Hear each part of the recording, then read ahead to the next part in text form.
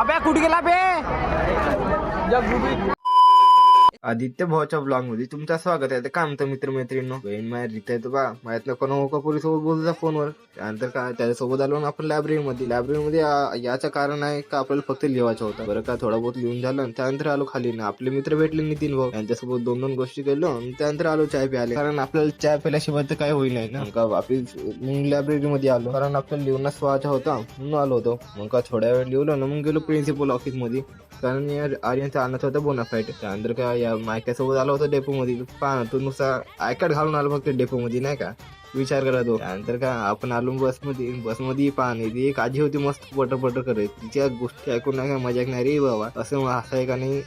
त्यानंतर काय घरी आलं बरोबर फटाफट मम्मीने आपल्याला चाय दिला. मग काय चाय घे पिलो, थोड्या वेळ आराम केलो घरी. मग काय त्यानंतर दुकानाच्या आड निघालो होतो. आपली गाडी पाहणं कशी धूळ खात होती. इले नाही का चांगला रबर पाऊन धुवा लागते गाडीले, नाही का. त्यानंतर काय दुकानामध्ये येऊन आपण बऱ्यापैकी आपला स्टॉक घेतलो. थोडं आपलं जे काम होते इम्पॉर्टंट ते करायला लागलो. त्यानंतर काय आपल्याला आले होते एक नवीन फ्रीज, ते मग आपण सेट करायला लागलो. बरं मित्रांनो, आता मी ते फ्रीज सेट करतो.